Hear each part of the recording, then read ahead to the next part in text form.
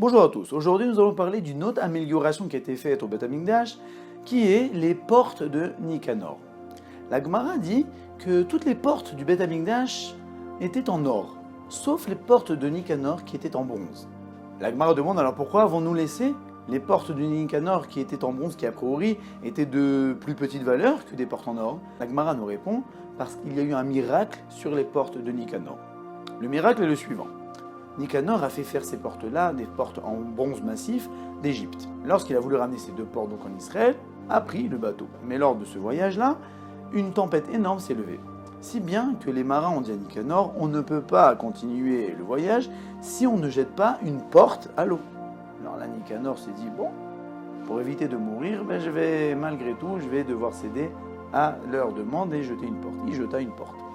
Mais la tempête ne se calma pas. Et là, ils lui ont dit, on est obligé de jeter la deuxième porte. Et là, Nicanor serra très fort sa porte. Il dit, si vous voulez jeter cette deuxième porte, alors jetez-moi aussi avec elle.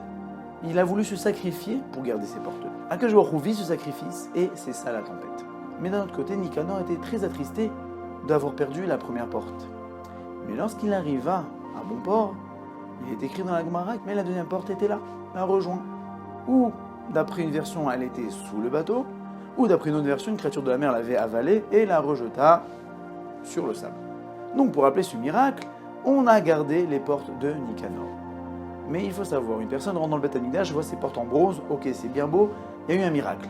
Mais quel est le message que les Chachamim ont voulu nous transmettre à laisser ces portes-là? Donc une personne qui est rentrée dans le Beth Amikdash pouvait se dire, bon, il faut faire la Torah, il faut faire les mitzvot.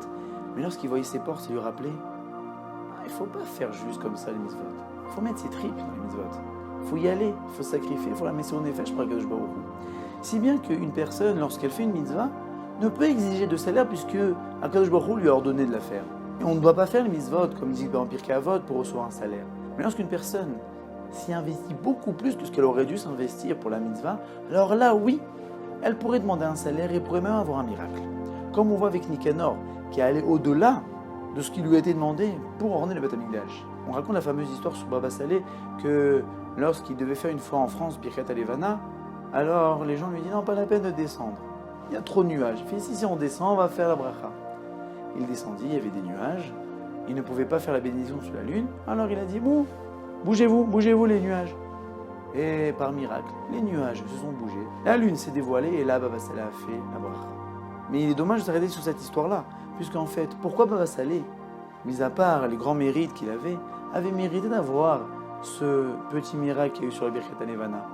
Parce qu'en fait, il faut savoir que des années auparavant en France, il devait aussi faire le Birkat Alevana, et là, la lune était entièrement couverte. On lui a dit que de l'autre bout de la région, il pouvait faire le Birkat Alevana. Alors direct, il a commandé un taxi, et il est parti des heures et des heures pour pouvoir faire le Birkat Alevana de l'autre côté. Il n'était pas obligé. Puisqu'une personne, lorsqu'il ne voit pas la lune, n'est pas obligé de faire la bracha. C'est que s'il voit la lune qu'il doit faire la bracha. Mais Baba Salé ne s'est pas arrêté à là. Il a voulu mettre ses tripes. Il a voulu s'investir beaucoup plus pour faire la volonté d'Akadosh Baruch Hu. Et étant donné qu'il s'est investi beaucoup plus que ce qu'il devait pour cette première Birkat Alevana, alors là, il a mérité d'avoir le miracle pour la deuxième Birkat Alevana.